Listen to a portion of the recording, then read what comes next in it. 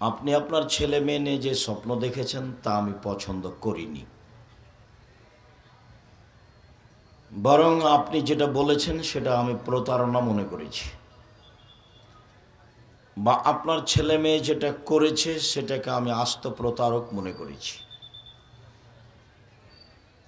আপনি আপনার ছেলে মেয়েকে স্কুলে দিয়েছেন, মেধা যখন ভালো বুঝেছেন তখন প্রাইভেটের সংখ্যা বেশি করেছেন। ম্যাট্রিক পরীক্ষার দেওয়ার জন্য 3-4টা রেখেছেন, ইন্টার পাস করলে বিশ্ববিদ্যালয়ে ভর্তি হওয়ার জন্য সাবজেক্ট প্রতি একটা রেখেছেন। তাতে আপনি ব্যয়বহুল পয়সা খরচ করে বিশ্ববিদ্যালয়ে ভর্তি করেছেন। আপনার লক্ষ্য দোষে থেকেছে একটা বড় ইঞ্জিনিয়ার না একটা বড় ডাক্তার বা একটা কিছু। তো দেখা গেছে বড় ডাক্তারের ফলাফল। আপনি একজন ডাক্তার, আপনাকে আমি খাটো করিনি। আপনি আমাকে দিনরাত বলেন যে বক্তারা মিথ্যা কথা বলে বেড়ায়, তাতে আমার এক পাশে আসে যায় না।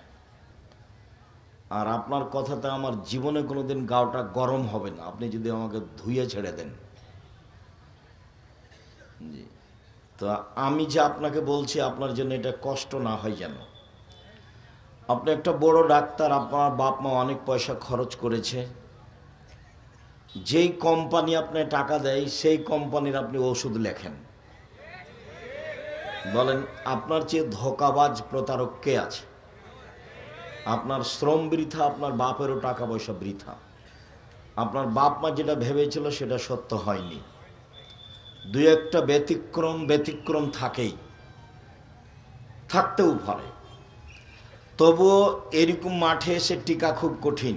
ওরা আমি দেখি, আমি বুঝতে পারি। তো মানুষ যখন 10,000 টাকা আমাকে হাতে দিয়ে বলে যে এটা পাথেও থাকছে নেন, জোর করে, তখন আমার মনটা বলে যে টাকাটা তো কাজ দিবে ভালো। কিন্তু আমার যেটা গতি, সেই গতিতে বলে যে টাকা দিলাম আপনার প্রোগ্রামে যাবে না। তখনও থেমে যাই। তো তাহলে তো জোর করে কোনো লাভ নেই। তো ব্যতিক্রম থাকে না এটা কথা নয়। যেই কোম্পানির অধীনে আপনি চাকরি করেন, ডাক্তার মানুষ 3 লাখ টাকা বেতন পান, সব এত পরীক্ষা দিতে হবে না। তো ওই ক্লিনিকের সুবিধার্থে আপনি 3টা জায়গায় 5টা দিয়েছেন পরীক্ষা। কি যে করলেন আর কি যে শিখলেন আমি বুঝলাম না। আর বড় ইঞ্জিনিয়ার তো টাকা মেরে খায় রাস্তাঘাটে, আরও কত জায়গায়, সেটা আপনিও ভালো জানেন। তা আপনার ছেলে মেয়ে জাতির কি করতে পারে? অনেক দিন যাবৎ মেয়েকে ডাক্তারি লাইনে পড়ালেন, সাধও খুব, মেয়ে একটা ডাক্তার করব, ডাক্তারি করেও, সেটাও আপনি জানেন। সব মিলে আসলে কি তা কোনোদিন ভেবেছেন কি না তা আমার জানা নাই। তবে আমি খুব ভাবি আপনার বিষয়টা নিয়ে। আর যারা খুব মেধা ভালো বিদেশে চলে গেছে, তো বিদেশি সরকার তাকে, যারা টয়লেট পরিষ্কার করে তার প্রধান করেছে, বেতন দেয় 5 লাখ। তখন ও ভাবলো যে আমার মেধা দিয়ে কি দরকার, আমি তো বাংলাদেশে গেলে 2 লাখ টাকা পাবো, এখানে 5 লাখ টাকা পাচ্ছি। কদিন পরে ও হচ্ছে আমেরিকা লন্ডনের সিটিজেনই পেয়েছে। তো বিশাল ব্যাপার, মনে করলে যে অনেক ব্যাপার, ভালো ব্যাপার। তা আমি আর কি বলি, এখন আলেম মানুষের ছেলে, বাড়ি হলো নীলফামারী, লন্ডনে থাকে, বাপে গেছিল কিভাবে। তো এখন ফজরের সলাতের পরে আমি পিছে পিছে হাঁটছি, আর ওই মৌলানা সাহেবের ছেলে আগে আগে হাঁটছে। বাড়িতে যখন ঢুকলো তখন ছেলেরা বের হয়ে বাপকে বলছে গুড মর্নিং। তো ছেলেরা, বাপও বলল গুড মর্নিং। এখন খেতে বসে বলছে আমি কি করি ভাইজান, লন্ডন টাকা ইনকাম করতে এসেছি, আদর্শ বিক্রি করতে আসেনি। আমার ছেলে বলবে এই কথা বা আমি বলবো, এটা হতে পারে না। মুহাম্মদ সাল্লাল্লাহু আলাইহি সাল্লামের নীতি আসসালামু আলাইকুম, গুড মর্নিং যদি সারা জীবন বলতে থাকেন, মানে তাসবির মতো করে সুবহানাল্লাহ সুবহানাল্লাহ সুবহানাল্লাহ সুবহানাল্লাহ, গুড মর্নিং গুড মর্নিং, ওরে কিয়ামত পর্যন্ত যে বলেন এক নেকি হবে না। আসসালামু আলাইকুম বললে কি হবে? এটা মুহাম্মদ সাল্লাল্লাহু আলাইহি সাল্লামের আদর্শ। যেখানে বিদ্যার কথা এসেছে সেখানে আদর্শের কথা এসেছে, দুইটা পাশাপাশি। আমাদের নবী মুহাম্মদ সাল্লাল্লাহু আলাইহি, এই ছেলে তোমরা যারা দায়িত্ব পালন করছো, এই যে এখন হাঁটাহাঁটি করছে, আপনি মহিলা মানুষ, ওখানে গল্প করছেন কেন? 3 জন 5 জন বসে আছেন, গল্প করছেন কেন? শরম হয় না? আরে গল্প তো করেই জীবন কাটালেন, আজকে এসেছেন একটু কথা শোনার জন্য, ঢং ঢং করে এসেছেন, আবার ঢং ঢং করে চলে যাচ্ছেন। এটা কোন অভ্যাস? আমি তো আপনার জন্য এসেছি, আমি তো আছি। আরে আশেপাশে কেউ মোটরসাইকেলে স্টার্ট দিতে পাবে না, তোমরা চেষ্টা করো, দূরে গিয়ে দিতে হবে। আমি আদর্শ খুব ভালো বুঝি, আলহামদুলিল্লাহ। এরই নাম হলো আদর্শ চুতো। দাড়িও চাঁচা আছে, মোটরসাইকেল ভালো চালাতে পারে, পাশে স্টেট একবারে লাগিয়ে জোরে চলে যাচ্ছে। বলেন তো এটা কোন আদর্শ? তোমরা যে পড়াশোনা শিখছো, নওগাঁ জেলায় চ্যালেঞ্জ করলাম, দেখি কোন মায়ের বেটা আছে এমন বলতে পারে বুক ফুলিয়ে, আমার ছেলে বড় ডাক্তার, নিঃস্বার্থপর, জাতির খিদমত করে। কালকে বলো আমার কাছে গিয়ে, যাতায়াত খরচ আমি দিব ইনশাআল্লাহ। আমি মানুষের কাছে পয়সা নিই না, এর অর্থ এ নয় যে আমি গরিব মানুষ, এ কথা নয়, বা আমি ধনী, যে কথা নয়। আমার আব্বার কৃষক মানুষ ছিলেন, আমাদের কিছু জমি জায়গা আছে, এটুকু সামনে রেখে বলছে আল্লাহ আমাদেরকে ভালো রেখেছেন, ভালো রাখবেন ইনশাআল্লাহ। আপনাদের জামিয়া সালাফে এক সন্ধ্যা খেলে আমি তার টাকা দিয়ে দিই। জামিয়া সালাফের কাছে আমি ঋণী নই। আমার বড় স্বাদ, এ দেশের মাটিতে আমি উন্নত মানের প্রতিষ্ঠান গড়বই গড়ব ইনশাআল্লাহ, যেখানে ছেলে মেয়ে বাংলা, ইংরেজি, আরবি উন্নত মানের শিক্ষা অর্জন করে জাতির অন্যায়ের বিরুদ্ধে লড়বে, মুখে কলমে মিডিয়ায়। দেখেন বাস্তবে আছি, থাকবো ইনশাআল্লাহ। মুখে আছি, এই যে বলছি, কলমে আছি, সাথে আছে, মিডিয়া আছে, জামিয়া সালাফি অনলাইন, আল ইতিসাম টিভি আছে, জামিয়া সালাফিয়া প্রেস আছে, জামিয়া সালাফের অধীনে বড় শাখা আছে আদ-দাওয়া ইলাল্লাহ, একবারে টেকনাফ থেকে তেঁতুলিয়া পর্যন্ত। তারা সারা দেশে মক্তব গড়বেই ইনশাআল্লাহ। যেখানে ছেলেরা কোরআন মাজিদ পড়তে শিখবে, আদিসা আকীদা ও আদর্শ শিখবে, আরও যত ব্যবস্থাপনা। বাংলাদেশের সর্ববৃহৎ প্রতিষ্ঠান জামিয়া সালাফিয়া, সর্বোচ্চ প্রতিষ্ঠান শিক্ষা মানে জামিয়া সালাফিয়া। আয়াতনে, যেটা আপনার বাড়ির পাশে, যেটাতে আপনি সামনে বৃহস্পতিবার শুক্রবারে যাবেন, তার আয়তন প্রায় 50 বিঘা। তাতে একটা মসজিদ আছে, 3000 মানুষ একতলায় সালাত আদায় করতে পারে, 90% জমির ওপরে। যেটা রূপগঞ্জে আছে জামিয়া সালাফে ঢাকায়, সেটা 100 বিঘা জমির উপরে। যেটা তানোরে মেয়েদের শাখা গড়তে যাচ্ছে, প্রায় 60 থেকে 70 বিঘা জমির উপরে। যেটা দিনাজপুরে আছে প্রায় 20 বিঘা জমির উপরে। এরকমই জমি আছে ময়মনসিংহে, এরকমই প্রায় আছে কুষ্টিয়ায়, এরকম আছে ঝিনাইদহ, এরকম আছে ফেনীতে, প্রায় এরকম আছে চট্টগ্রামে, বরিশালে আছে, তবে অনুকূলে নয়, শহরে চলে প্রতিষ্ঠান। প্রায় 5000-এর বেশি ছেলে মেয়ে পড়াশোনা করে, 519 জন ইয়েতিম আছে, 300 জন শিক্ষক শিক্ষিকা আছেন, প্রতি মাসে বেতন লাগে প্রায় 40 লক্ষ। কিভাবে চলে আমি নিজেই জানি না, তবে আমি দেখি চলছে। আমি আপনাদের প্রতিষ্ঠানের কাছে ঋণী নই, আমি এক সন্ধ্যা খেলে তার টাকা দিয়ে দিই। সম্মানিত দিনী ভাই বোন, আপনি বলেন যে আমার ছেলে মেয়েকে আমি জাতির উদ্দেশ্যে পড়াচ্ছি, আপনার ছেলে মেয়ে তো ঘুম থেকে উঠে গিয়ে স্কুলে বলে, ও কালিমা তোমার আকাশ, ও কালিমা তোমার বাতাস। আমি বলি না, আমার ছেলে মেয়েও বলে না, বলবে না, আশা করছি, দেখি কতদিন আল্লাহ সাথ দেন। আল্লাহর ইচ্ছে যেটা সেটা হবে। আপনারটা বলে, কেন বলে তা আমি বলতে পারবো না। আপনি কেন বলান, কে নওগাঁ জেলাতে শিক্ষিত মানুষ সেটা আমার জানা নাই। ঠাকুর তো জাতির শত্রু, ঠাকুর তো বাঙালিদের শত্রু, ঠাকুর তো বাংলা ভাষার শত্রু, ঠাকুর তো ঢাকা বিশ্ববিদ্যালয়ের শত্রু, ঠাকুর তো মুসলমানের শত্রু।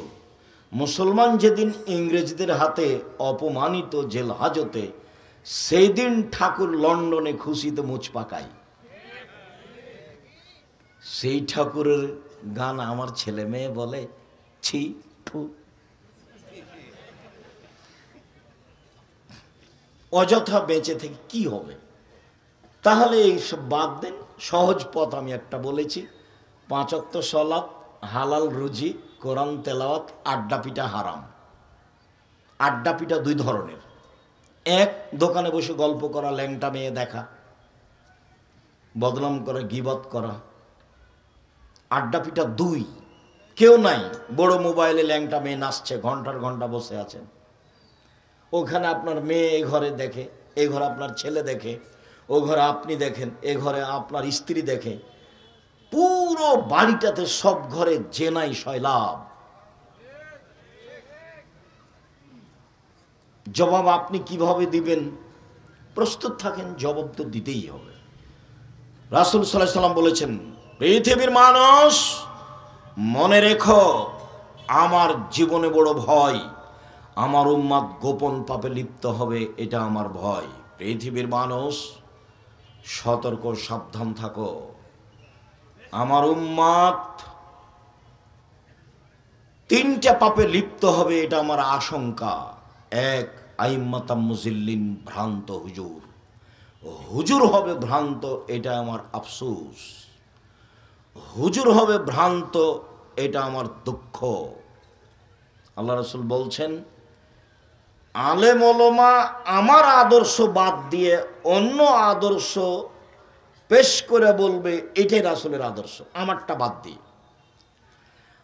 আমার সুন্নাত বাদ দিয়ে অন্য সুন্নাত সামনে, মানুষের সামনে পেশ করে বলবে এটাই রাসূলের সুন্নাত। ওদের দেখতে লাগবে মানুষ, ওদের অন্তর হলো শয়তানের অন্তর। ওদের দেখতে লাগবে মানুষ, ওদের অন্তর হলো শয়তানের অন্তর। বুখারী মুসলিম, এ কথা আমি বলিনি। কে বলছেন? মুহাম্মদ সাল্লাল্লাহু আলাইহি সাল্লাম বলছেন।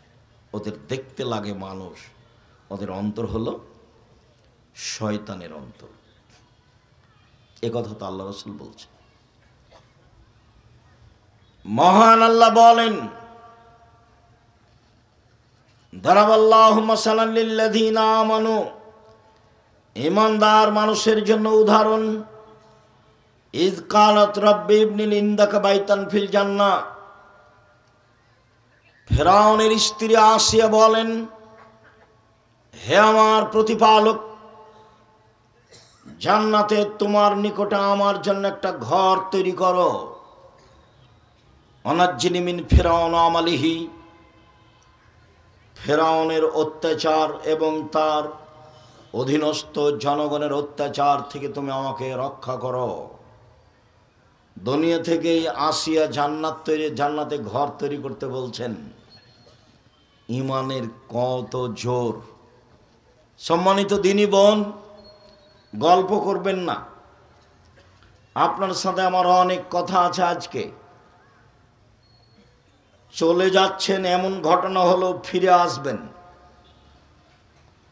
চুপচাপ ভদ্রতা বজায় রেখে কান লাগিয়ে কথা শুনবেন। দুনিয়া থেকেই বলছেন ফেরাউনের স্ত্রী আসিয়া, হে আমার প্রতিপালক, তোমার নিকটে জান্নাতে আমার জন্য একটি ঘর তৈরি করো। ফেরাউন এবং তার অত্যাচারী সম্প্রদায় থেকে আমাকে রক্ষা করো।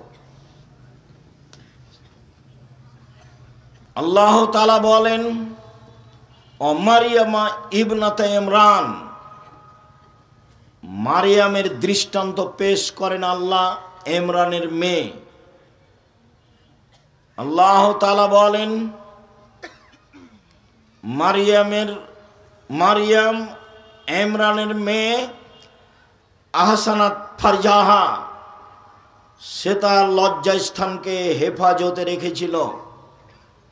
মারিয়াম কোনোদিন অশ্লীল কাজে লিপ্ত হয়নি।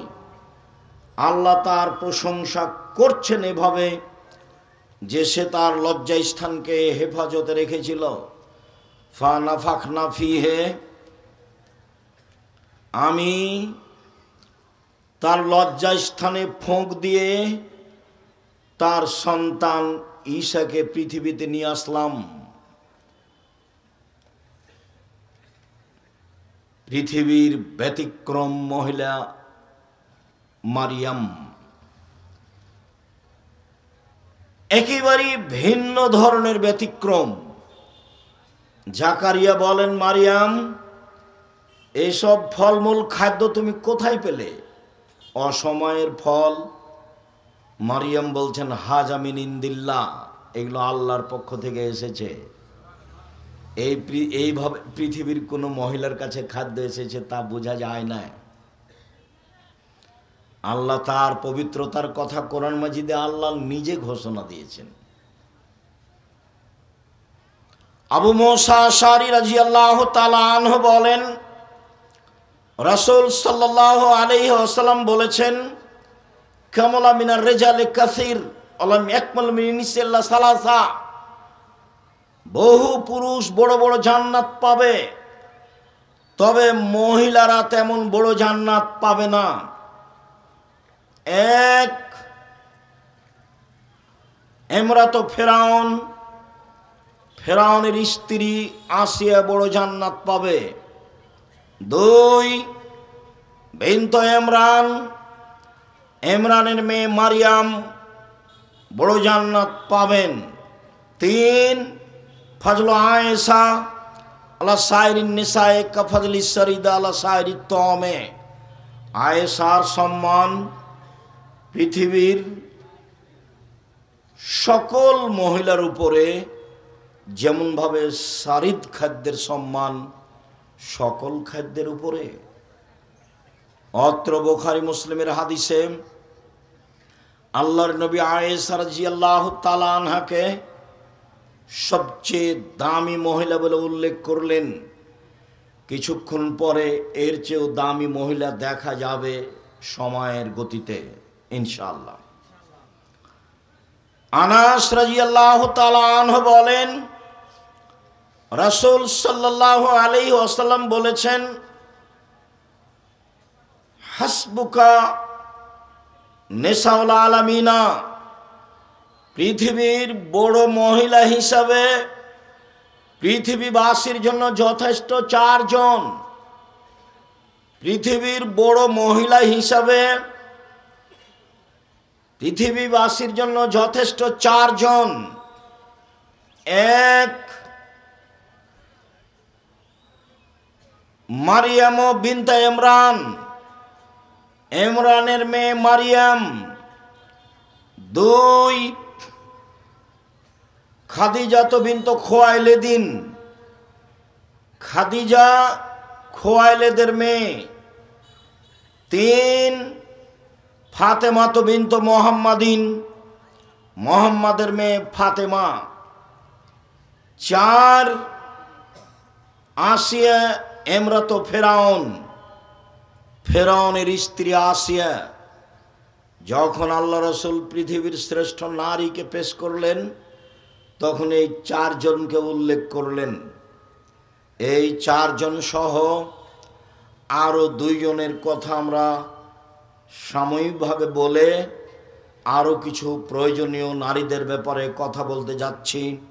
এক খেয়ালে চেয়ে থাকবেন, পৃথিবীতে সবচেয়ে সম্মানী জাতি নারী, ইহকালে ও পরকালে। নারী তার মান সম্মান হারিয়েছে নিজের চরিত্রের কারণে। অতীত জাহেলিয়াতের যুগে ওই সময়ে মানুষ নারীদের দাম দেয়নি। হিন্দুরা আজও নারীদের দাম দেয় না। হিন্দু মেয়েরা বাপের জমি জায়গা পায় না। যারা বলেছে ইসলাম অর্ধেক দিচ্ছে তার বুঝতে ভুল। মহিলা নিয়ে এসেছে, ওর বাপ 15 শতক জমি রেখে মারা গেছে, মেয়েটার ভাই নিয়েছে 10 শতক, আর এই মেয়েটা নিয়ে এসেছে 5 শতক, মোট 15 শতক জমি। এবার যে লোক, এই মহিলার স্বামী, ওর বাপেরও ছিল 15 শতক জমি, ওর স্বামী পেয়েছে 10 শতক, আর ওর বোন নিয়ে গেছে 15 শতক। তো এ নিয়ে এসেছে 5 শতক আর এর স্বামী পেল 10 শতক, এই যে 15 শতক। অবিচার তো বুঝতে পারেনি, সেজন্য বলেছে। আপত্তি হলে তো হিন্দুদের উপরে হতো। ও তো জমি দেবে না, বাপ মেয়েকে জমি দিবে না, তাই বিবাহের দিন সব কিছু দিয়ে দিয়েছে। আর বিবাহ যখন পড়ানো হয়েছে তখন এই শর্তে, আমি স্বামীকে উপার্জন করে খাওয়াবো। কেন এই নির্যাতন, কি তার প্রতিকার আছে কিনা একটু দেখিয়েন। কেন এই নির্যাতন, কি তার প্রতিকার? নারীরা বলছে আমরা কেন নির্যাতিত, তার প্রতিকার কি হতে পারে? তো নারীরা যদি বেগম রোকেয়ার পথে যায় তো নির্যাতিত হবেই। বেগম রোকেয়ার একটা নগদ ঘটনা শোনাই, কেন যে ওই বইটা পড়েন না, কেন হব অবরোধবাসিনী। বেগম রোকেয়া বলছে মহিলারা হলো অবরোধবাসিনী। রংপুর গাইবান্ধার আর একজন মহিলা বলছে কেন হব অবরোধবাসিনী, অবরোধবাসিনী কেন হব? তো এখন রোকেয়া বলছে অবরোধবাসিনী, কথার কথা। নওগাঁ ট্রেন স্টেশনে 8-10 জন মহিলা হজ করতে যাবে, তো ওদের সাথে মাহারাম আছে একজন। তো ওরা খুব পর্দা করে, তো তখন একটা বড় চাদর দিয়ে মহিলাদেরকে ঢেকে ওই মালিক চলে গেছে। তো এখন স্টেশন মাস্টার এসে পা দিয়ে লাথি মারছে, বলছিল কিসের বস্তা এগুলো, কিসের বস্তা। পর্দার নিন্দা দেখাচ্ছে বেগম রোকেয়া, পর্দার নিন্দা। এই পর্দা কেন? স্টেশন মাস্টার বুঝে না যে এগুলো মহিলা, মনে করছে কি ব্যাপার, কিসের বস্তা ঢাকা আছে। তো পা দিয়ে লাথি মেরে মেরে বলছে এগুলো দেখি কি। মানে এরকম পর্দা চাইনিও। তুমি মহিলা মানুষ, বাংলাদেশে বসবাস করো, কি বা পড়েছ কখ সেটা আমার অবগতিতে নেই। তুমি নিজেকে কি দেখাতে চেয়েছো, কি বুঝাতে চেয়েছো, তুমি কি করতে পারো, তোমার তো শেষ ফলাফল যে না। তুমি তো ভুরু তুলে চলো, তুমি তো দাঁত চিকন করো, তুমি তো নখ বড় রেখেছ, তুমি তো সামনে চুল ছোট রেখেছ। তোমার বাপও মূর্খ, তোমার মাও মূর্খ। তোমার বাপ তোমার মাকে আর তোমাকে যদি আমি অশিক্ষিত প্রমাণ করতে না পারি, জাতির সামনে বক্তব্য দেব না। জাতির যদি রাস্তাঘাট করে দিতে না পারি, জাতির যদি স্কুল কলেজ করে দিতে না পারি, জাতিকে চূড়ান্ত সঠিক ধর্ম দিতে পারবো ইনশাআল্লাহ। ধর্মের ব্যাপারে জাতিকে ফাঁকি দিয়ে আমি পরকাল হারাতে রাজি নই। তোমার বাপকে দিয়ে তুমি চ্যালেঞ্জ করো, তোমার বাপকে, তোমাকে, তোমার মাকে আমি অশিক্ষিত প্রমাণ করতে না পারলে আজকে নওগাঁ জেলায় বক্তব্য বন্ধ করলাম, জিন্দেগিতে কোনো দিন আর বক্তব্য দেব না। তোমার ভাইয়ের অবস্থাতে একটু আগে বললাম, যে কোম্পানি টাকা দেয় সেই কোম্পানির ওষুধ লিখে। তোমার ভাইয়ের কথা তো বললাম, চুরি করে খায়, ইঞ্জিনিয়ার। যে ব্যতিক্রম থাকতে পারে সেটা আমি বলি না যে ব্যতিক্রম নেই। আপনি মন খারাপ করবেন না, আপনার বুকে সাহস থাকলেই হলো। বাস্তবতায় দেখবেন আপনি, বাস্তবতা লাগবে একটা। যেখানে বিদ্যার কথা বলেছেন আল্লাহর নবী, সেখানে আদর্শের কথা বলেছেন। জাবের বললেন আল্লাহর নবী, আমার আব্বা ওহুদের যুদ্ধে শহীদ হয়েছেন, 9 জন মেয়ে রেখে আমার 9 জন বোন আছে। আমার বোনদের সমবয়সের মেয়েকে আমি বিবাহ করতে চাইনি 4টা কারণে। আল্লাহর নবী, আমার বোনদের সমবয়সের কম বয়সের মেয়েকে আমি বিবাহ করতে চাইনি 4টা কারণে। বুখারী মুসলিম। 1, লিতুআল্লিমাহুন্না, বেশি বয়সের মহিলা বিবাহ করেছি যাতে করে আমার স্ত্রী আমার বোনদেরকে বিদ্যা শিখাতে পারে। 2, লিতুআদ্দিবাহুন্না, যাতে করে আমার স্ত্রী আমার বোনদেরকে শিষ্টাচার শিখাতে পারে। শিষ্টাচার কি জিনিস? নখ বড়ও কি শিষ্টাচার? নখে নেইল পালিশ কি শিষ্টাচার? ভরু তুলে চিকন করা কি শিষ্টাচার? দাঁত ছিলে পরিষ্কার করাই কি শিষ্টাচার? উঁচু স্যান্ডেল পরে লম্বা দেখানোই কি শিষ্টাচার? ব্রেসিয়ার পরে নিজেকে কম বয়সের দেখানোই কি শিষ্টাচার? সামনের চুল ছোট করাই কি শিষ্টাচার? বন্ধু বান্ধবের সাথে হেলে দুলে চলাই কি শিষ্টাচার? সকালে বিকালে বন্ধু বান্ধবের সাথে চলাই কি শিষ্টাচার? এটাই কি শিষ্টাচার? শিষ্টাচার কাকে বলে? শিষ্টাচার কি জিনিস? আল্লাহর নবী, আমি বেশি বয়সের মহিলা বিবাহ করেছি, তার 2 নম্বর কারণ আমার স্ত্রী আমার বোনদেরকে শিষ্টাচার শিখাবে। ধর্মের দ্বিতীয় বড় অংশ হলো শিষ্টাচার। নবীদের বৈশিষ্ট্য 10টি, শিষ্টাচার 10টি। 1, দাড়ি ছেড়ে দিতে হবে, চাঁচা যাবে না, ছোট করাও যাবে না। চেঁচে ফেললে চোখের পাওয়ার কমে যাবে, স্ত্রী মিলন ক্ষমতা কমে যাবে, আর মহিলার সাদৃশ্য হবে, তখন ওর উপরে গজব নাজেল হবে। চেঁচে ফেললে তার উপরে কি হবে? ও গজব নাজেল হবে। কেন? ও এখন মহিলা হতে চায়। দাড়ি নেই কার? মহিলাদের। আপনি তো পুরুষ মানুষ। 2, কাশুসারে মোচ কেটে ফেলতে হবে, মোচ চেঁচে ফেলা যাবে না, পুরুষের পরিচয়। 3, কাসুল আজফার, নখ কেটে ফেলতে হবে, নবীদের বৈশিষ্ট্য। নখ কেটে ফেলতে হবে, নবীদের বৈশিষ্ট্য। আপনার স্ত্রী আপনার মেয়ে নখ কাটতে বাধ্য। যদি নখ বড় আছে, নেইল পালিশ আছে, বুঝবেন এই মেয়ে শিক্ষিতা নয়। দলিল আপনার কাছে আছে, আমার কাছ পর্যন্ত পৌঁছিতে হবে না। ইহুদি খ্রিস্টানদের পতিতালয়ের মেয়েরা নখে নেইল পালিশ দেয়। ইহুদি খ্রিস্টানদের পতিতালয়ের মেয়েরা নখে নেইল পালিশ দেয়। ইহুদি খ্রিস্টানদের পতিতালয়ের মেয়েরা নখে নেইল পালিশ দেয়। মুসলিম মহিলাকে হাতে মেহেদি দিতে হবে, হাতের নখে তো দিতে হবে, পায়ের নখেও দিতে হবে, দিতে বাধ্য। হাতের নখে তো দিতে হবেই, মহিলাদেরকে পায়ের নখেও মেহেদি দিতে হবে। নাক ফুলে বেতে বগলের লোম উঠিয়ে ফেলতে হবে, ব্লেড ব্যবহার করা যাবে না, নারী পুরুষ একই হুকুম।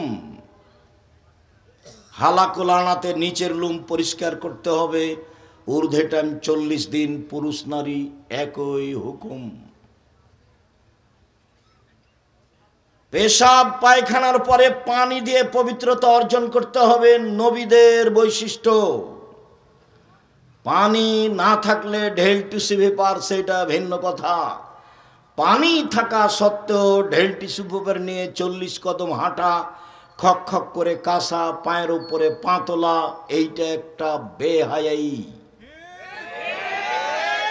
যদি এইটাই হয়, তাহলে আপনি পবিত্রতা অর্জনের জন্য জান্নাত পাওয়ার আশায় 40 কদম হাঁটেন, আপনার বউ ঢেল নিয়ে হাঁটে না কেন?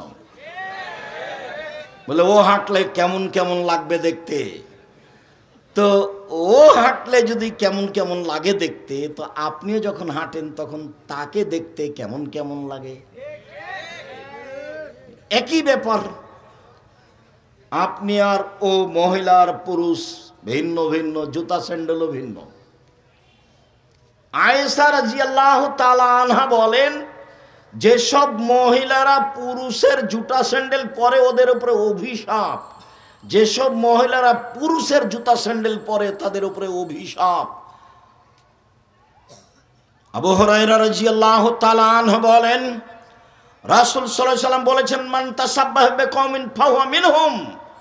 চলা ফিরায়, খানা পানিতে, উঠা বসাতে, পোশাক আশাকে, কলম খাতাতে, প্রতিষ্ঠানের নিয়ম নীতিতে খ্রিস্টানের সাথে মিশে যাবে তা যারা, তাদের কিয়ামত হবে তাদের সাথে।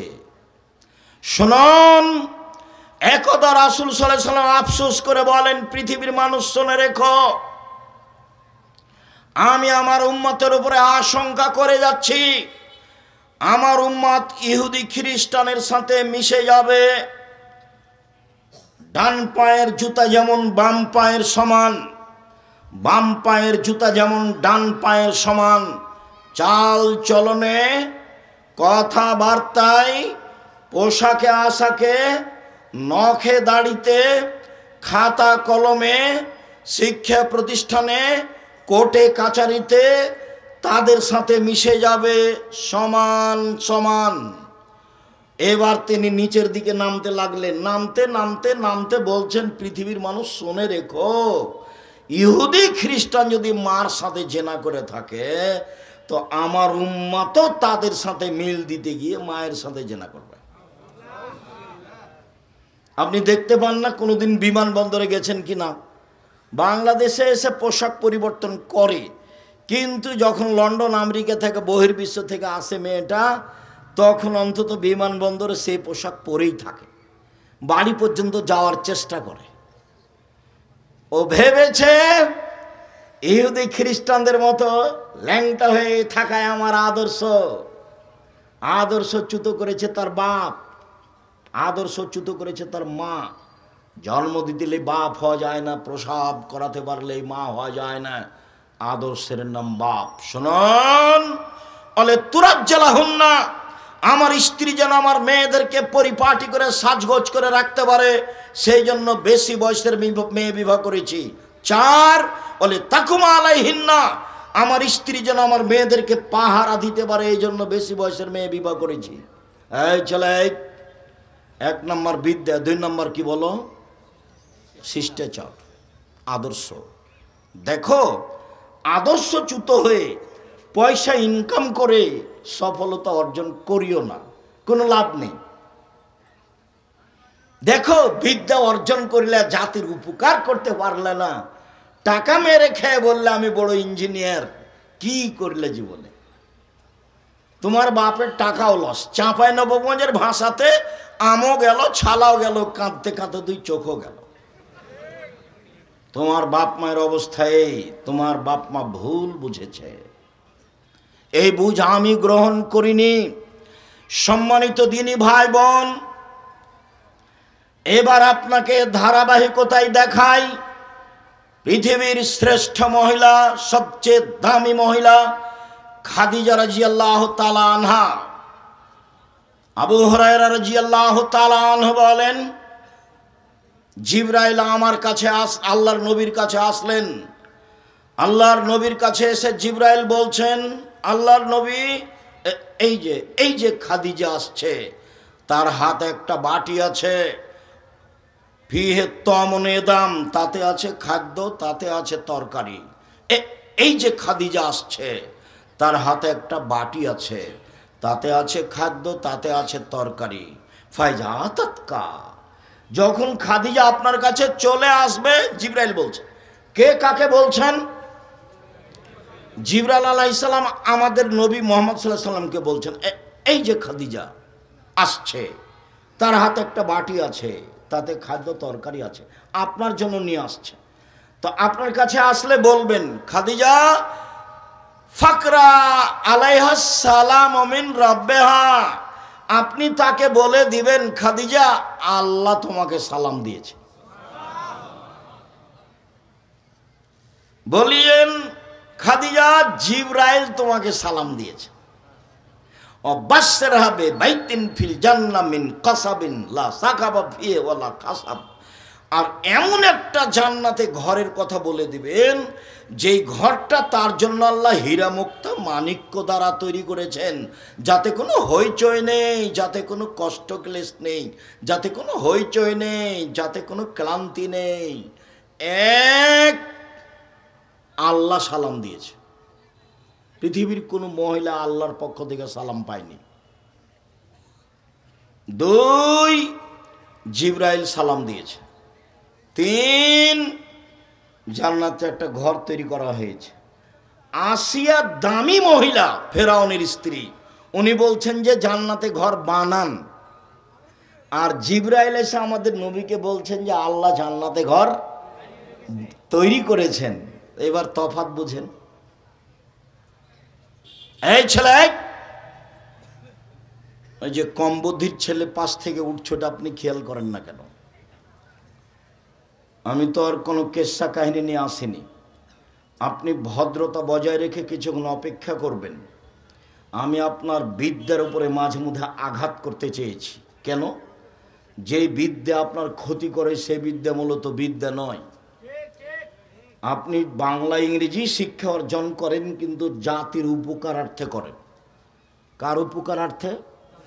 জাতির উপকারার্থে। আরে পয়সা তো হিন্দুরও আছে, পয়সা তো ইহুদি খ্রিস্টানদেরও আছে, টাকা তো ওদের, পৃথিবী তো তাদের। ওই নবীর যুগেও ছিল পৃথিবী তাদের, আজও পৃথিবী তাদের।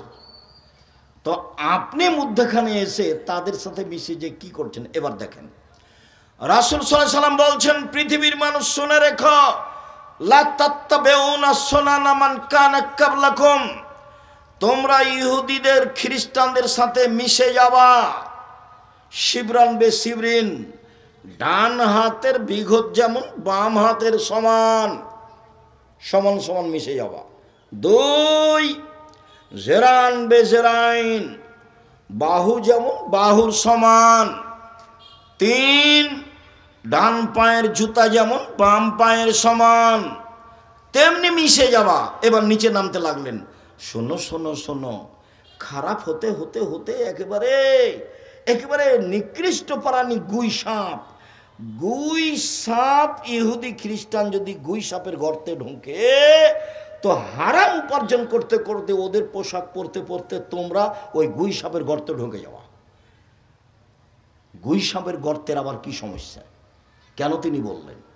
কেন তিনি বললেন?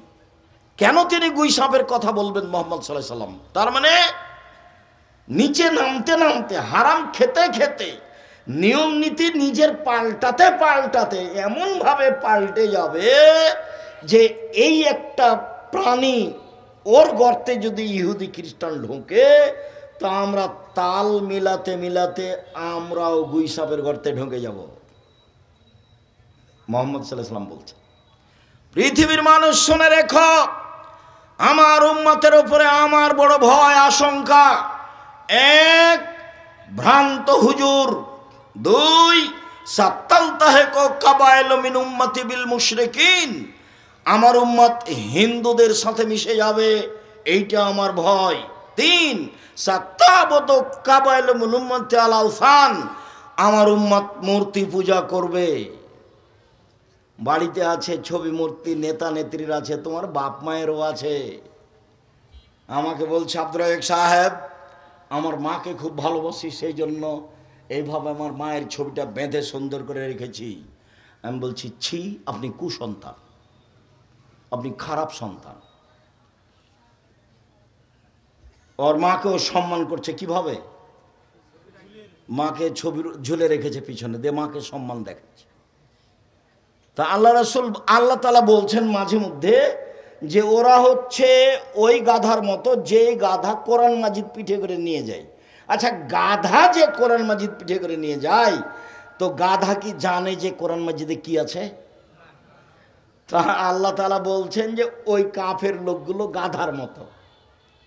তা আমার মাকে আমি এভাবে সাজগোজ করে রাখলাম, তা আমার মায়ের কি উপকার হলো? তাহলে আমি তো শিক্ষিত মানুষ নই, আমি তো তাহলে গাধার মতোই হলাম।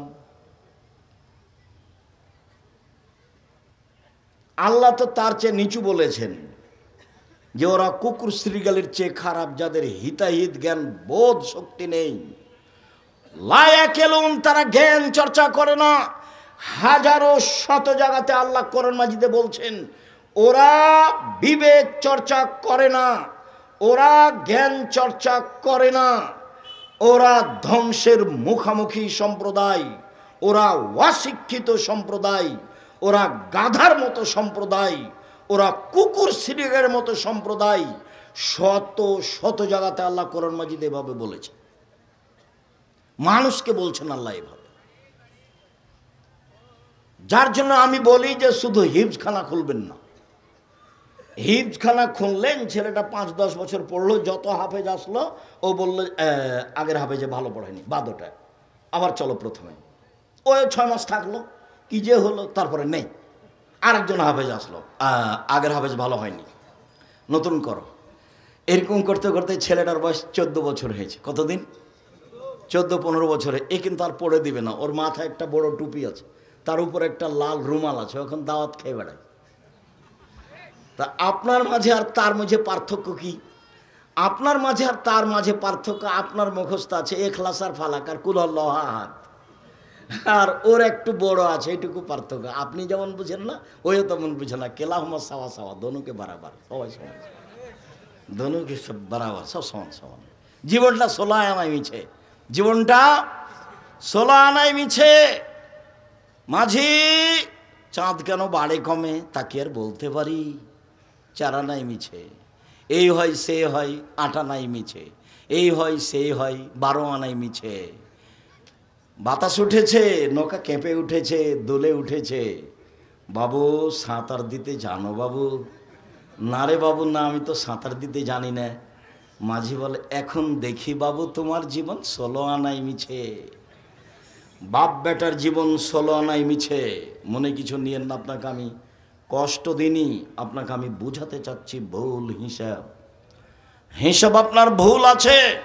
সম্মানিত দিনী বোন, আপনার ইমানের দুর্বলতা।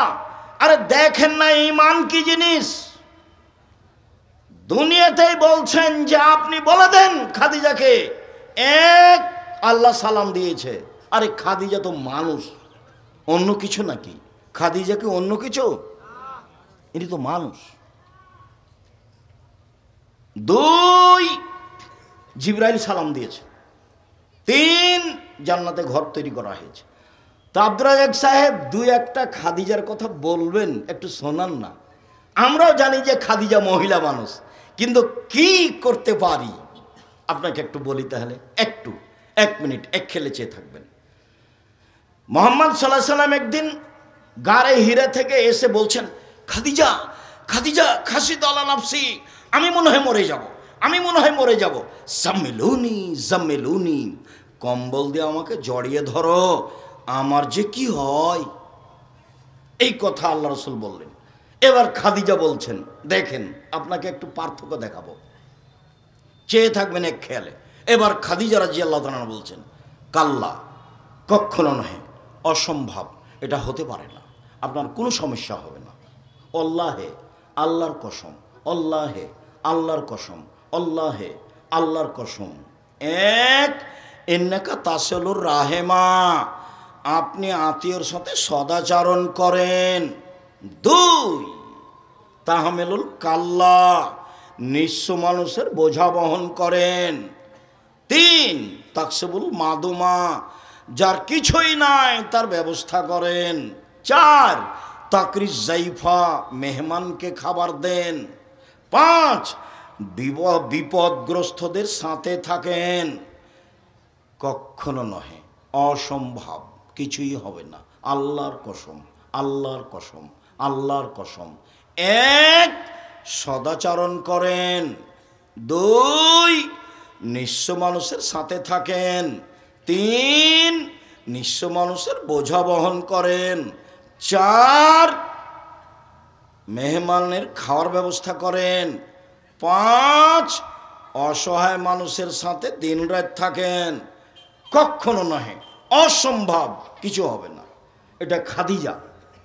আর এরকম সময় আপনার স্বামী যদি আসে, এসে বলে যে খালেদা খুব সমস্যা, কি দুর্ঘটনা, খুব কি হয়েছে, কি তোমাকে বললাম তুমি যাও না, তোমাকে বললাম যে তুমি যাও না, তোমার তো স্বভাবই ভালো নাই, তোমাকে কত নিষেধ করলাম তুমি তবুও চলে গেলে।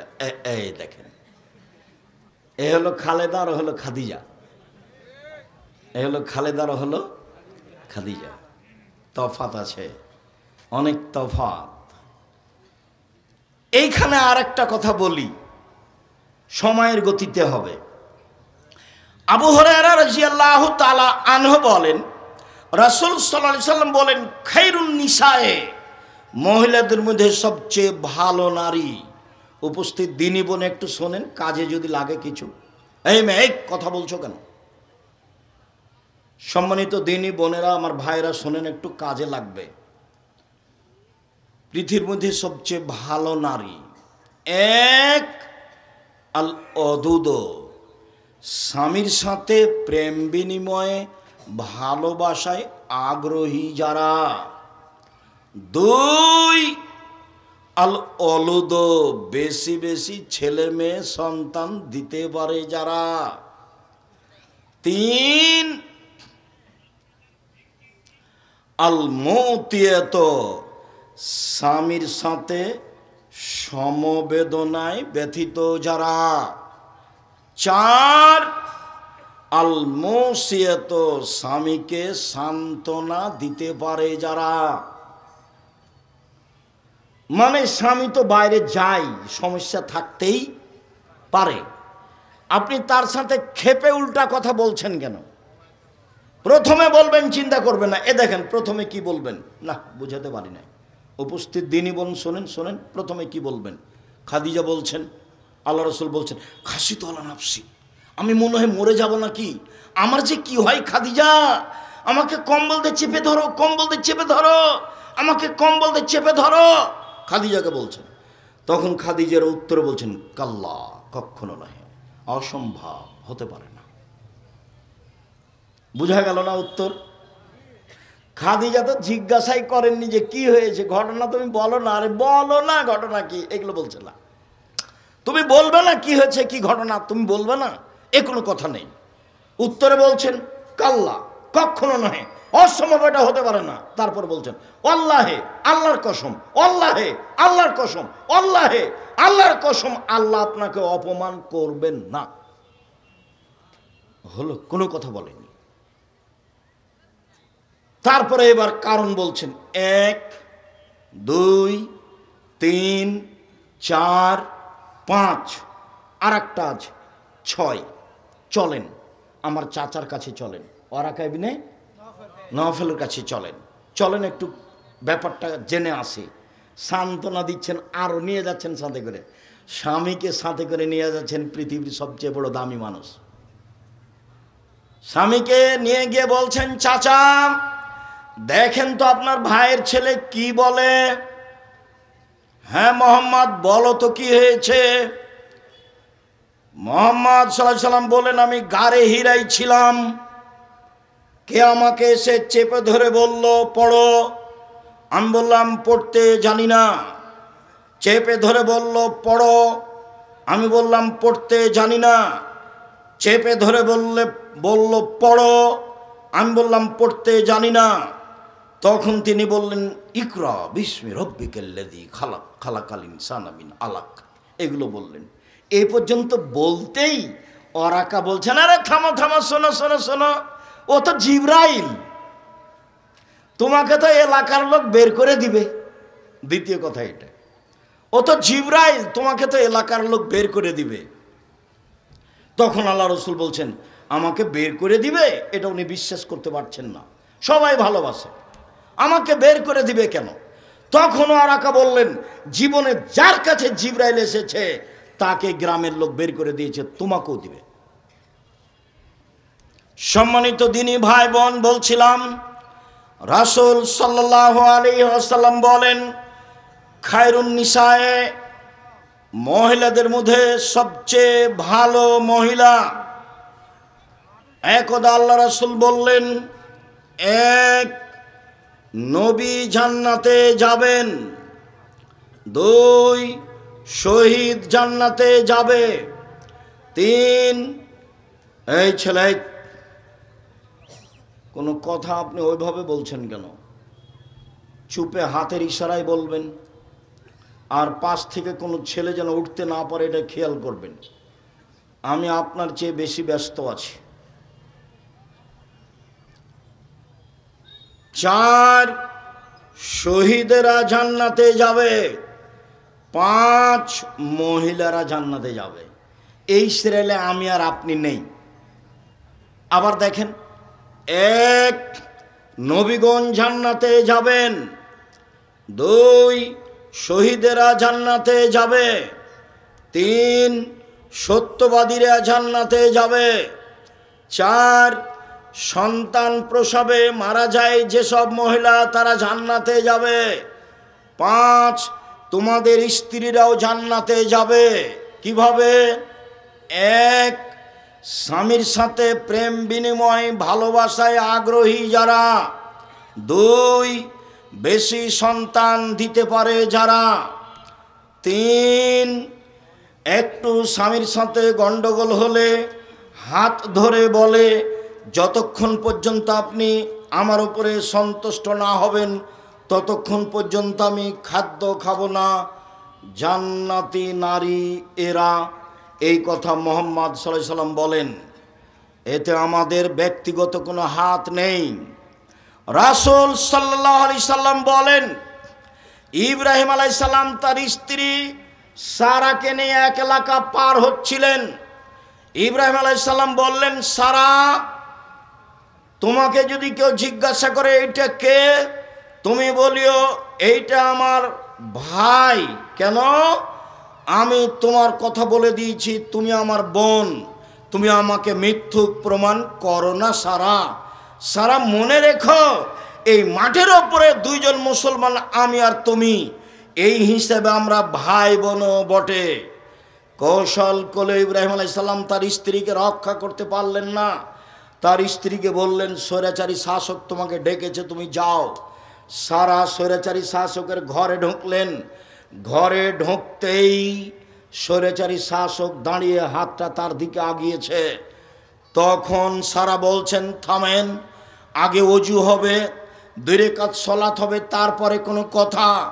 সারা ওযু করলেন, 2 রাকাত সালাত আদায় করলেন, তারপরে বলছেন, আল্লাহুম্মা, হে আল্লাহ, ইন কুনতু আমানতু বিকা ওয়া বিরাসূলিকা, আমি যদি তোমাকে আল্লাহ বলে মেনে নিয়ে থাকি, আমি যদি তোমার নবী ইব্রাহিমকে নবী বলে মেনে নিয়ে থাকি, ওয়া হাসানতু ইল্লাল্লাহ ফারজি, আমার লজ্জা স্থানকে আমার স্বামী ছাড়া জিন্দগিতে কাউকে ব্যবহার করতে না দিয়ে থাকি, ফালা তুসাল্লিত আলাল কাফেরা, এই নির্জনে কাফের যেন আমার গায়ে হাত লাগাতে না পারে।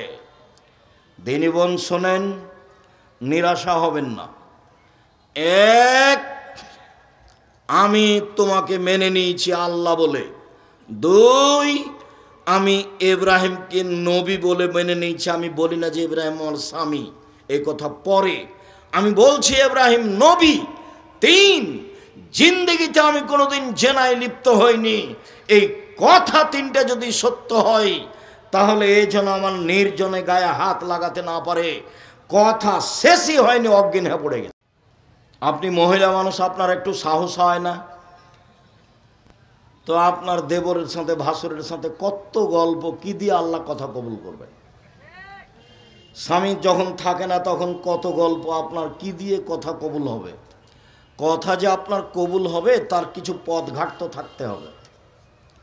সম্মানিত দিনী ভাই ও বোন, ইব্রাহিম আলাইহিস সালাম তার স্ত্রী বাচ্চাকে রেখে দিলেন। দাওহাতা, স্ত্রী বাচ্চাকে রেখে দিলেন ছোট পাকুড় গাছের নিচে। ফকা জমজমা, জমজম কূপের উপরে। ফিয়াল আল মসজিদে, মসজিদের পাশে। তখন মসজিদ নেই, রেখে দিয়ে তিনি হাঁটছেন। পিছনে পিছনে হাজেরা বলছেন, ইয়া ইব্রাহিম আয়না তাজহাব, ইব্রাহিম আপনি কোথায় যাচ্ছেন? ইয়া ইব্রাহিম আয়না তাজহাব, আপনি কোথায় যাচ্ছেন? অতাতরুকুনা বিহাযাল ওয়াদি আল্লাযী লাইসা ফীহি ইনশাআল্লাহ শাই, আপনি আমাকে ছেড়ে যাচ্ছেন এমন একটা উপত্যকায় যেখানে মানুষজন তো নেই, ঘাস পাতাও নেই। ওয়াজালা লা ইয়ালতাফিতু ইলাইহা, স্বামী তার দিকে তাকাচ্ছেন না। ওয়াকালাত যালিকা মিরারান, তিনি বারবার বলছেন, ইব্রাহিম আপনি কোথায় যাচ্ছেন? এই উপত্যকা আমাকে ছেড়ে যাচ্ছেন। একবারও যখন লক্ষ্য করলেন না, নিরুপায় হয়ে স্ত্রী বলছেন, আপনি কি আল্লাহর অনুমতিতে চলে যাচ্ছেন? আল্লাহ কি আপনাকে এইভাবে চলে যেতে বলেছেন? আরে আপনি আমাকে কিছু বলবেন তো, তুমি থাকো, কোনো সমস্যা নেই, আল্লাহ তোমাকে দেখবে, এরকম কিছু আপনি আমাকে বলবেন না? আমাকে রেখে একটা দুধের বাচ্চা সহ চলে যাচ্ছেন, আপনাকে কি আল্লাহ এভাবে চলে যেতে বলেছেন? তখন ইব্রাহিম আলাইহিস সালাম বলছেন, নাম, হ্যাঁ, হ্যাঁ ছাড়া কোনো শব্দ নাই ওখানে।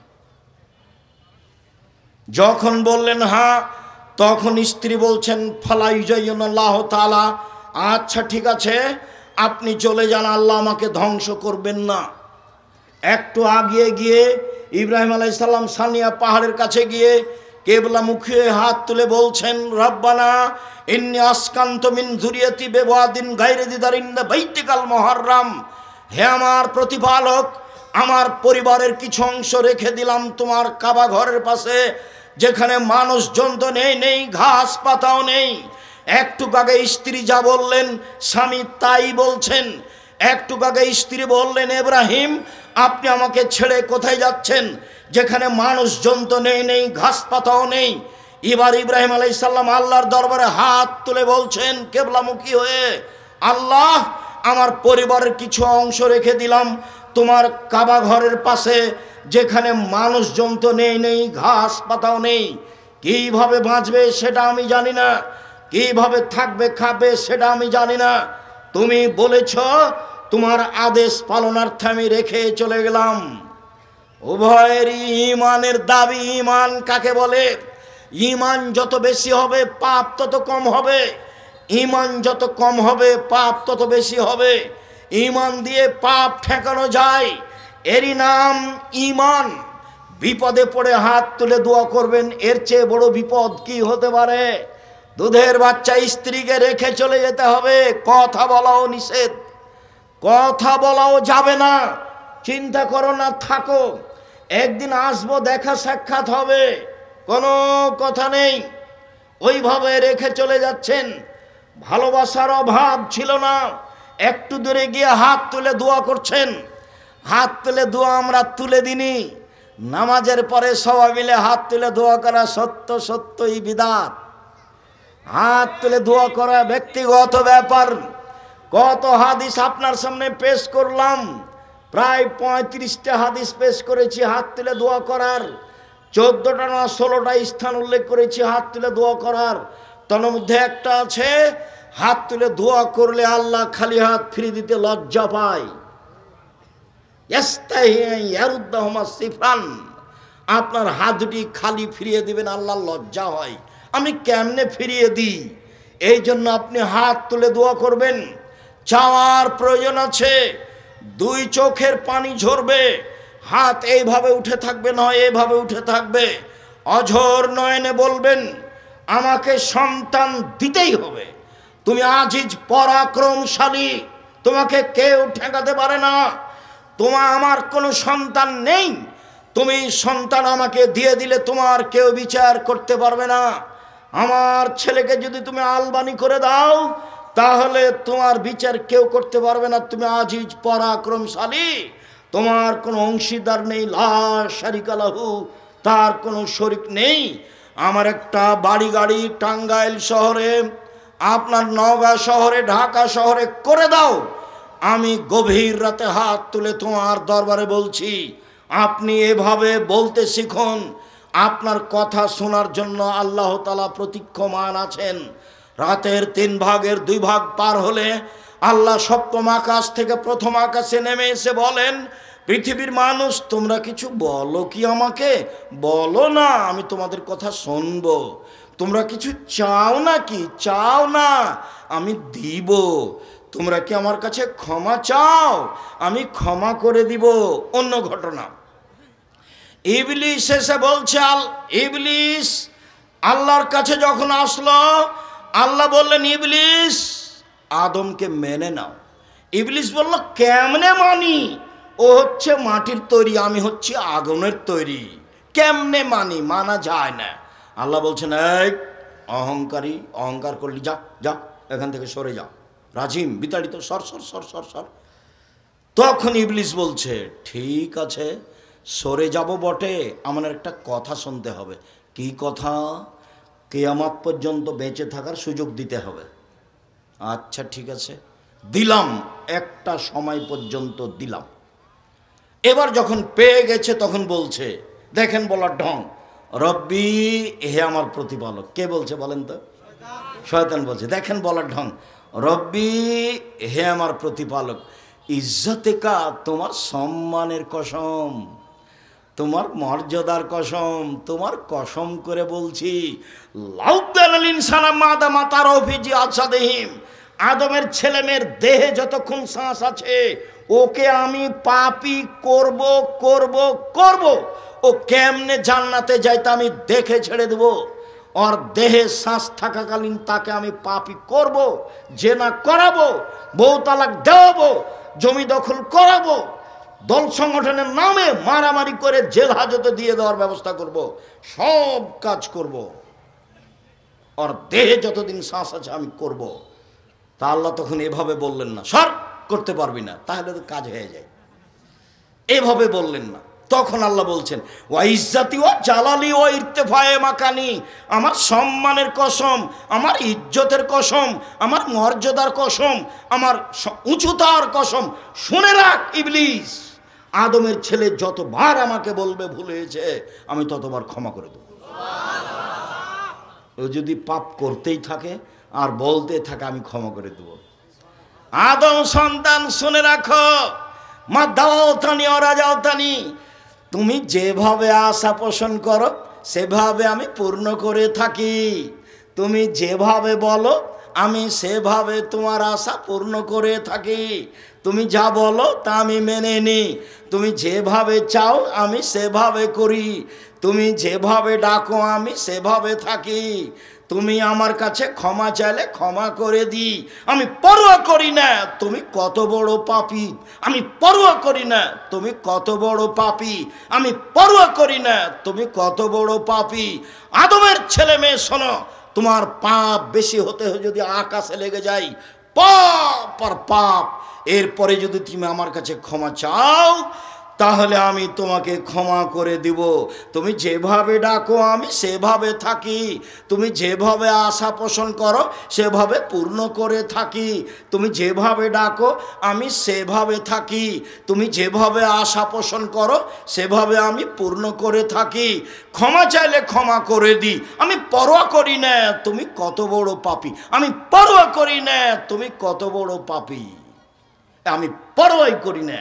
আল্লাহ তাআলা বলছেন, আমাদের নবী বলেন, ইন তুআযযিবহুম ফাইন্নাহুম ইবাদুকা, ঈসা আলাইহিস সালাম বলেছেন, আল্লাহ আমার কথা জিজ্ঞাসা করছেন কেন? আমি কাউকে বলেছি যে আমি আল্লাহ? আমি কাউকে বলিনি তোমার জীবদ্দশায়। শোনো, আল্লাহকে বলছেন ঈসা আলাইহিস সালাম, ইন তুআযযিবহুম ফাইন্নাহুম ইবাদুকা, আপনি শাস্তি দিলে দেন, আপনার বান্দাকে আপনি শাস্তি দেন, আমার কি আছে?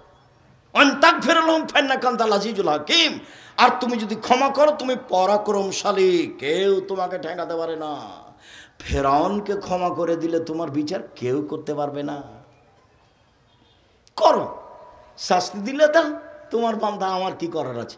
ক্ষমা করলে করো, তুমি পরাক্রমশালী, তোমার কেউ বিচার করতে পারে। হ্যাঁ, ফেরাউন ক্ষমা পাবে কেন? এরকম বলার কেউ আছে? কেউ নাই। কিয়ামত পর্যন্ত কেউ দাঁড়াতে পারবে না। হ্যাঁ, এ বিচার কেন? ওর নাম আজিজ। ওর নাম কি?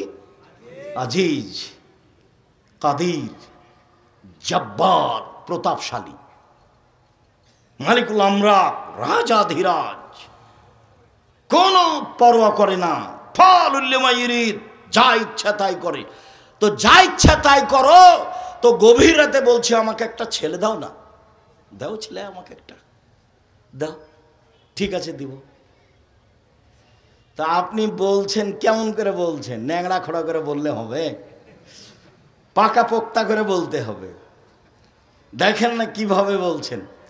আয়েশা রাদিয়াল্লাহু তাআলা আনহা বলেন, আল্লাহ নবী বলছেন, আয়েশা এই যে জিবরাইল তোমাকে সালাম দিল, তখন আয়েশা বলছেন, ওয়া আলাইহিস সালাম ওয়া রাহমাতুল্লাহি ওয়া বারাকাতুহু, জিবরাইল কো সালাম, তার উপরে শান্তি। আপনি তো দেখতে পান, আমরা তো দেখতে পাই না। আপনি তো দেখতে পান, কোথায় জিবরাইল? আমরা তো দেখতে পাই। এক বিছানে তিনজন, জিবরাইল আলাইহিস সালাম, মুহাম্মদ সাল্লাল্লাহু আলাইহি সাল্লাম এবং আয়েশা রাদিয়াল্লাহু, এক বিছানে, এক ল্যাপের নিচে তিনজন। কিন্তু আয়েশা দেখতে পান না জিবরাইল কোথায়। অথচ আল্লাহ রাসূল বলছেন, আয়েশা এই যে জিবরাইল, হাজা জিবরাইল, এই যে জিবরাইল তোমাকে সালাম দিল। এখন আয়েশা নিরুপায় বলছেন যে আপনি তো দেখতে পান, আমরা তো দেখতে পাই না। মানুষ জিবরাইলকে দেখতে পাবে না, নবীরা পায় না। মানুষের এই চক্ষু, এই ক্ষমতা জিবরাইলকে দেখতে পারবে না। আর জিবরাইল মানুষের সাথে সরাসরি কথা বলেন না, আল্লাহ তো বলেনই না, নবীদের সাথে বলেন। সম্মানিত দিনী ভাই বোন, মহিলা মানুষের সম্মান অনেক বেশি। আল্লাহ রাসূল বলেন, পৃথিবীর মহিলা শুনে রেখো, কোনো পিতা যদি দুইটা মেয়ের লালন পালন করে, দুইটা বড় হওয়া পর্যন্ত, বিবাহ হওয়া পর্যন্ত, আমি মুহাম্মদ সাল্লাল্লাহু আলাইহি সাল্লাম এবং মেয়ের পিতা একসাথে জান্নাতে থাকব। এইভাবে আঙ্গুল দুটি জমা করে দেখালেন। তারপরে তিনি বললেন, পৃথিবীর মানুষ শুনে রেখো, কেউ যদি তিনটা মেয়ের লালন পালন করে, এক, আল্লামাহুন্না মেয়েদের বিদ্যা শিখিয়ে দেয়, দুই, আদ্দাবাহুন্না মেয়েদের শিষ্টাচার শিখিয়ে দেয়, তিন, আহসানা ইলাইহিন্না তাদের সাথে ভালো আচরণ করে, তাহলে মেয়ে তিনটে বিচারের মাঠে বাপের জন্য জাহান্নাম থেকে অন্তরাল হয়ে যাবে। এইভাবে অন্তরাল হবে। ওইদিকে আছে জাহান্নাম, মধ্যে আছে মেয়েরা, এদিকে আছে বাপ। মেয়েরা বলবে আল্লাহকে, আমার আব্বাকে আগে জান্নাতে দিতে হবে, তারপরে কোনো কথা। এখন আপনার চোখের সামনে মেয়ে নখ ছোট বড় করে রাখে, নেইল পালিশ দেয়, ল্যাংটা পোশাকে ঘুরে, আপনি কিছুই বলেন না, তাহলে কি মেয়ে আপনার পক্ষে বলবে? কতদিন বলেছি, দিনের মতো মনে আছে, ঝকঝকে হয়ে। বাপ কাকে বলে আপনাকে আমি বুঝাতে পারিনি, এক মিনিট।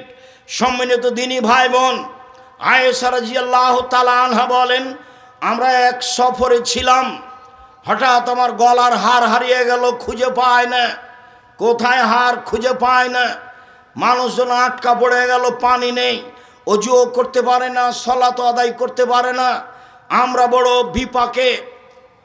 আমার আব্বাকে জনগণ বলল, আয়েশা কি করেছে তা জানেন? কি করেছে? আয়েশা গলার হার হারিয়েছে, খুঁজে পায় না, যেতেও পারি না, পানিও নেই, অজুও করতে পারি না, সালাত আদায় করতে পারি না।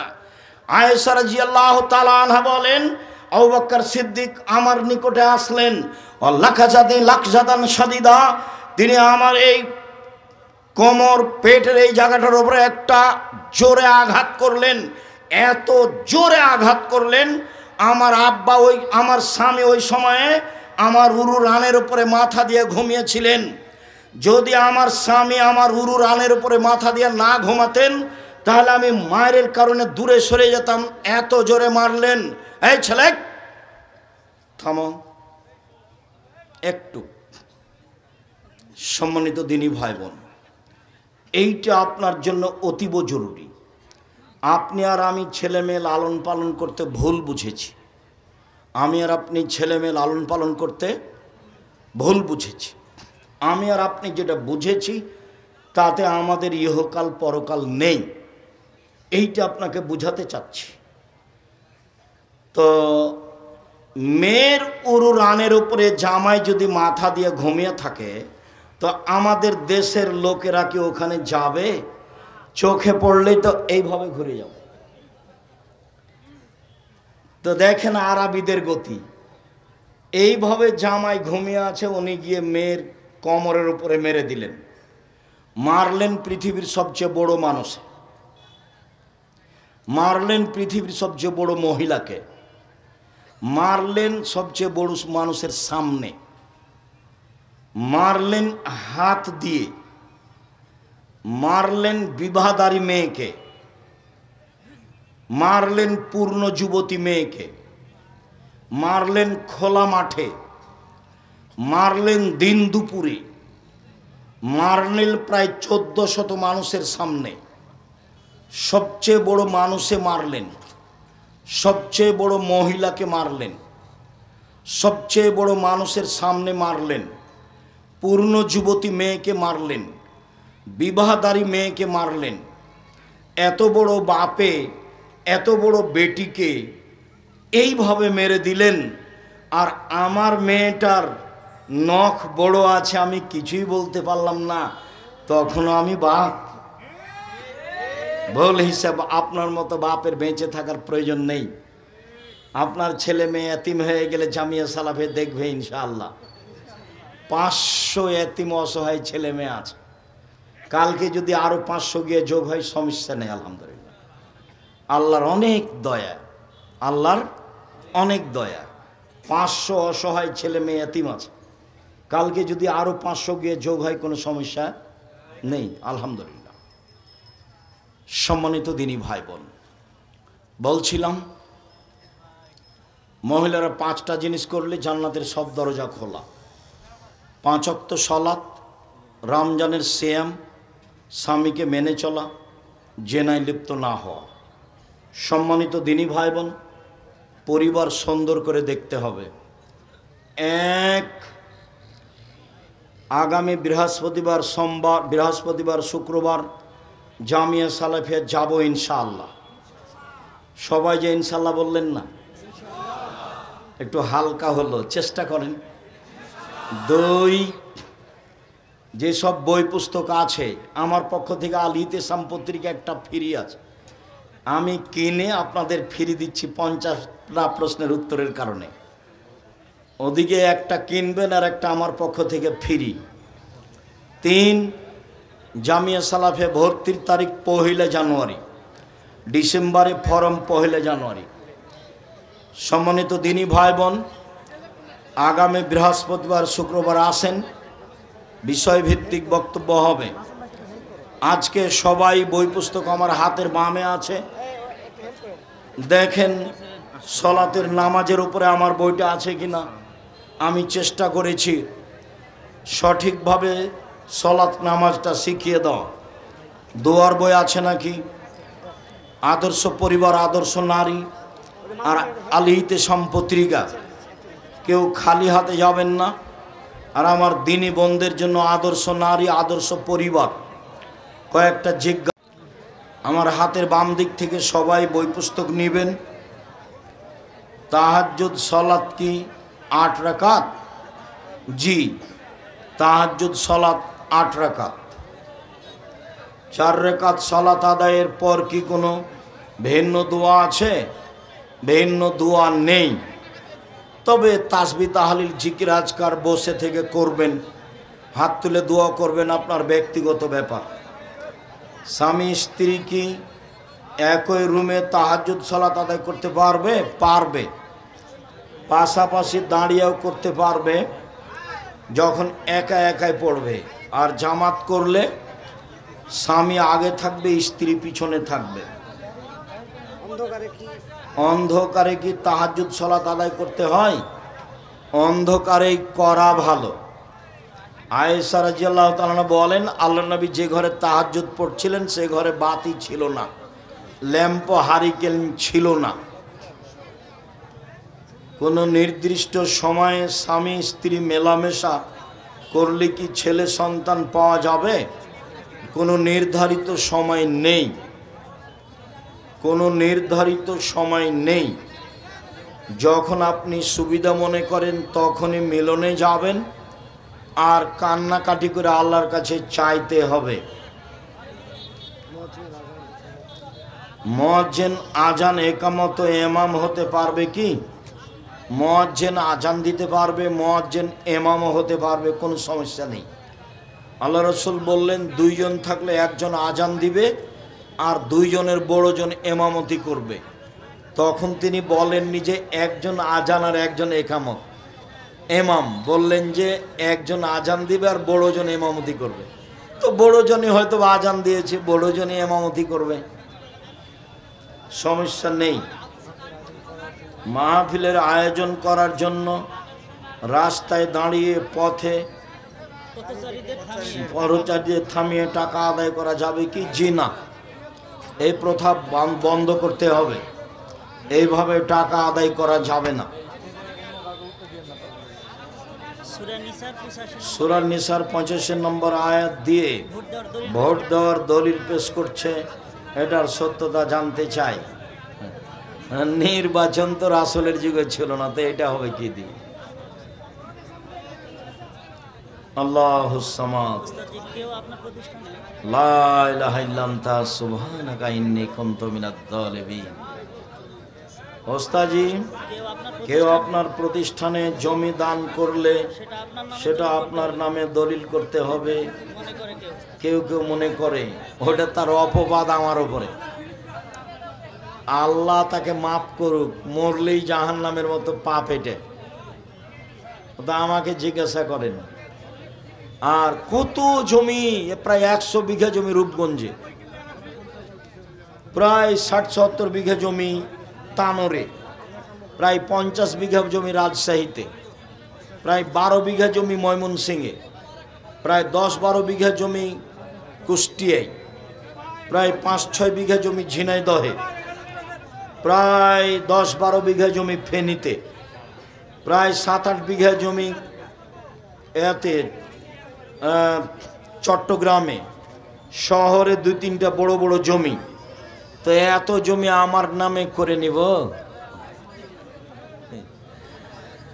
তোমার স্বভাবটা খানে এত দুর্বল, তোমার কি হবে সেটা আমার খালি ভয়, যে তোমার কি হবে, কেন তুমি না জেনে মন্তব্য করতে গেলে।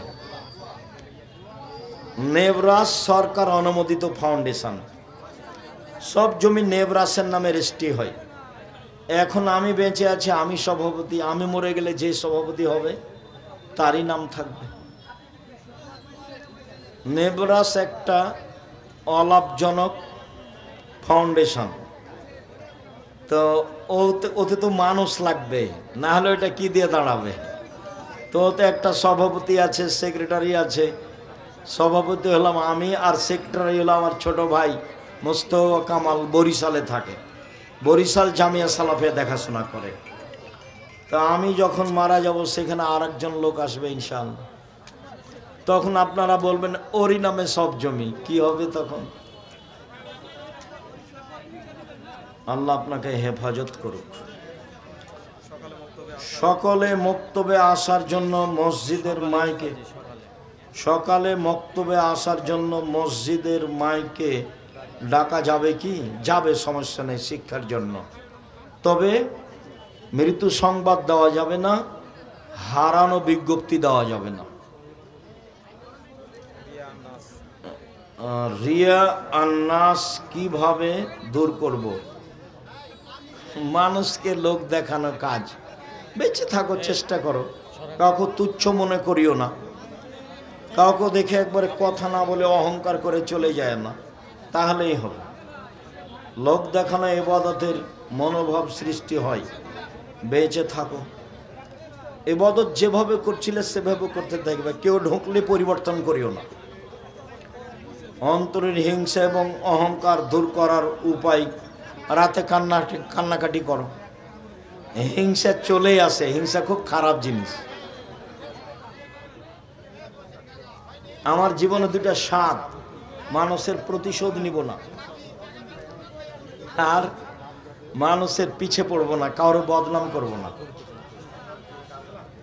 জনাব, ভুল হলে মাফ করবেন। আপনি বলেছেন এক ঋতুতে প্রতিদিন একবার করে তালাক দিলে তা এক তালাক, এটা কি কোরআন হাদিসে? জি,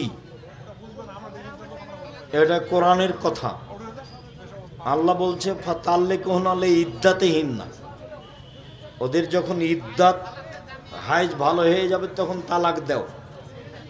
যতদিন পর্যন্ত আবার হাইজ না হচ্ছে ততদিন হলো তালাক দেওয়ার একটা তালাকের সময়।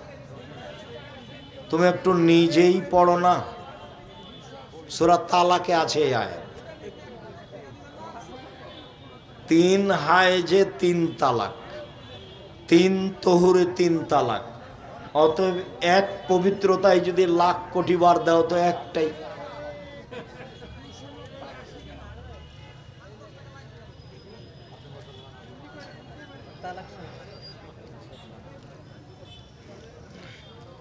ইসলাম গণতন্ত্রকে স্বীকৃতি দেয়। এনায়েতুল্লাহ আব্বাসী, ডক্টর জাকির, এক শ্রেণীর আহলে হাদিস দাবিদার, তারা বলেন আপনিও আপনার ছেলেগণ কোরআন অস্বীকারী।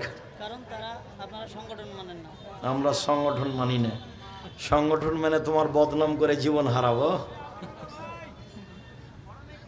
সংগঠন না মানলে কি হয়? কোরআন অস্বীকার করে। কোরআনের সংগঠনের কথা বলেছে। তুমি যদি সত্যি লিখে থাকো তাহলে কেউ তোমাকে বলেছে, পরের না পরের দেনা বাঘ মেরেছে ঝলসা কানা। পরের কথাই চলে, ইহকাল হারায় না পরকাল হারায় না। আর আমি আব্দুর রাজ্জাক বিন ইউসুফ, আমার নামে কথা বললে খুব হিসাব করে বলো। 1 মিনিটের জন্য আমি জাতির কাছে কোনোদিন নত হইনি, 1 মিনিটের জন্য। তুমি তো বহু দূরের কথা, তোমার নেতা তো বহু দূরের কথা, তোমার হুজুরকে আমি ধত্তবে রাখিনি আমার জীবনে। আমার জীবনে আমি কোনোদিন কারোর বদনামে যাই না, প্রতিশোধ নিই না। এক ছেলে এক মেয়ে বড় হয়ে মারা গেছে, তাদের কি এখন আকিকা দিতে হবে? 7 দিন পার হয়ে গেলে আকিকা নেই, এটাই চূড়ান্ত। 7 দিনের আগে মারা গেলে আকিকা নেই, 7 দিন পার হলে আকিকা নেই। গরু দিয়ে আকিকা চলে না, ওঁট দিয়ে চলে না, আকিকার জন্য দাঁত লাগে না, আধা মরা ছাগল হলেও হবে। সব ঠিকঠাক লাগে কুরবানিতে। আকিকা আর কুরবানি এক নয়। আকিকা হচ্ছে বাপের জিম্মেদারি, আর কুরবানি হচ্ছে নেকির কাজ। আকিকা হলো দিতেই হবে, আর কুরবানি হলো দেওয়া ভালো। দুটো কি সমান? কুরবানি হলো দেওয়া ভালো, আর আকিকা হলো দিতেই হবে। কুরবানির পশু সুন্দর ঝকঝকে মোটা তাজা, আর আকিকা ভালো ঝকঝকে কানা ল্যাংড়া খোড়া মরবে, এটা হলি হলো। গ্রামে গ্রামে মহিলা মানুষ দ্বারা চুল বাছা এবং মাথার চুল বিক্রয় করা হারাম, পুরা হারাম। এইভাবে চুল তোলাও যাবে না, এইভাবে চুল বিক্রি করাও যাবে না। মহিলাদের চুলের অনেক দাম আছে, এখানে সেখানে না ফেলে মাটিতে পুঁতে দিতে হবে, বিক্রি করা হারাম। শুক্রিয়া, জাযাকুমুল্লাহ খায়ের। সারাদিন মেঘ একটু আকাশে থাকলেও, এলোমেলো থাকলেও বহু মানুষ উপস্থিত হয়েছিলেন। সবারই উপকার করতে চেয়েছিলাম, হয়তো সবার তাকদিরে হয়ে ওঠেনি, তাই তার পরিবেশ অনুকূলে আসেনি, এটা তার জন্য ব্যাপার। যারা আপনারা ছিলেন আছেন, আমি তাদেরকে আবার অনুরোধ করছি, নিজের পরিবার নিজেকেই দেখতে হবে। নিজের পরিবারের মালিক আপনি নিজে। নিজে হাতে পরিবারের ক্ষতি করে আর একজনের দোষ দিয়েন না। সকালে উঠেই ছেলে মেয়ে, ওমা তোমার আকাশ কালিমা এটা বলুক, আমি এটা চাইনি। জামিয়া সালাফিয়ার দেশে আছে, আরও প্রতিষ্ঠান আছে, প্রয়োজনে আল্লাহ সাহায্যে আছেন। সময়ের গতিতে বাংলাদেশের প্রত্যেকটা বড় জেলায় জামিয়া সালাফে গড়ব ইনশাল্লাহ, আর দেশ জুড়ে মক্তব চালু করব ইনশাল্লাহ। সঠিক আকীদাই, সঠিকভাবে কোরআন হাদিসের খিদমতের জন্য এক পায়ে দাঁড়িয়ে প্রস্তুত রয়েছি। আল্লাহকে বলছি, তুমি ভুল ত্রুটি মাফ করো। আমাদের ভুল দিয়ে জামিয়া সালাফের ক্ষতি হয় না যেন, আমাদের ক্ষতি হয় না যেন, জাতির ক্ষতি হয় না যেন।